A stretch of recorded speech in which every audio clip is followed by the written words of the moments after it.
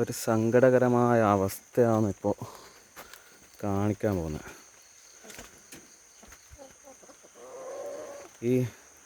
ഇത് കോഴിൻ്റെ കൂടാണ്. സമയം 4 മണി പാതിരാത്രി. ഇത്രയും ഹൈറ്റിൽ വെച്ച കൂടിൻ്റെ കാലിന് ഹൈറ്റ് ഉണ്ട്, കല്ലും കയറ്റി വെച്ചു. ഇത്ര ഹൈറ്റിലുള്ള കൂടാണ്. എന്നിട്ട് തെരുവ് നായ്ക്കൾ വന്നിട്ട് അങ്ങനെ നോക്കി വളർത്തുന്ന കോഴിക്കളാണ്. ആ കോഴിക്കളുള്ള അവസ്ഥ നിങ്ങളൊന്ന് കണ്ടോക്കെ.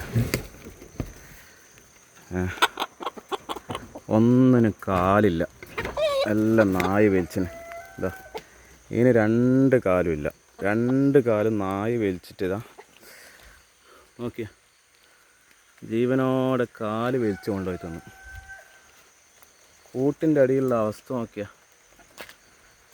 ഇതെല്ലാം കോഴിൻ്റെ കാല.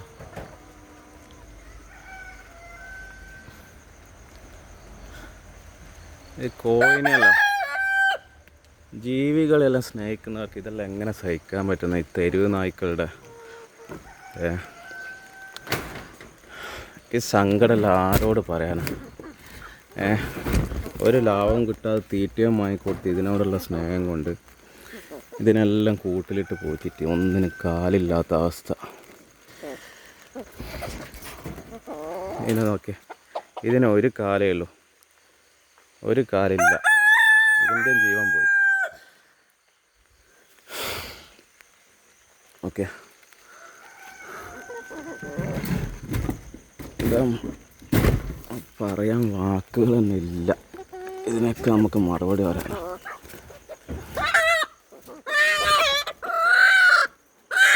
നടക്ക്, ഇതിന് 1 കാലില്ല, ഒറ്റ കാലേ ഉള്ളൂ, 1 കാല് ഇതിൻ്റെ പോയി.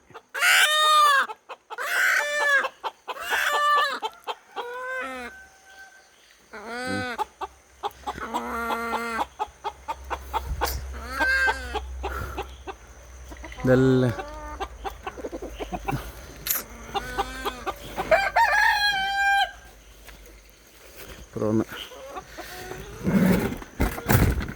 ഇതെല്ലാം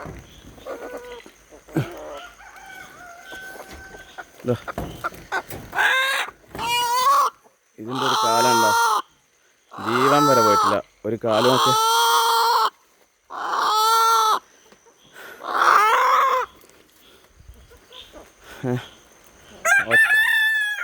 ഒറ്റക്കാലുണ്ടോ എണീറ്റ് പോന്ന? ഇതിനല്ല ഇനി എങ്ങനെ, എന്താ ചെയ്യണ്ടേ? വളർത്താൻ പറ്റുമോ? കൊല്ലാൻ പറ്റുമോ? ഈ തെരുവ് നായ് വിഷയത്തിൽ ഒരു തീരുമാനം എടുക്കാൻ പറ്റാത്തത്.